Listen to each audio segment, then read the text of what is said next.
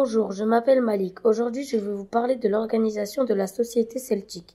Les Celtes sont divisés en 3 classes. La classe sacerdotale.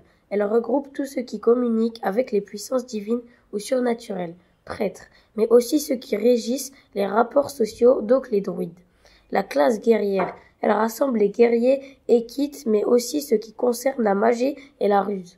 La classe productrice. Elle a pour devoir de fournir tout ce dont l'élite, ceux des premières classes, a besoin. On y trouve ainsi artisans, commerçants, agriculteurs et éleveurs, autrement appelés plebs.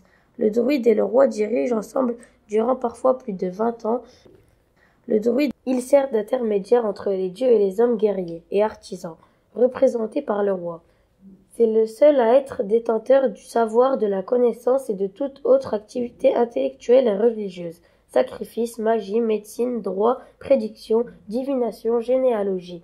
Il oriente et donne ses conseils et peut parfois prononcer une injonction ou un interdit.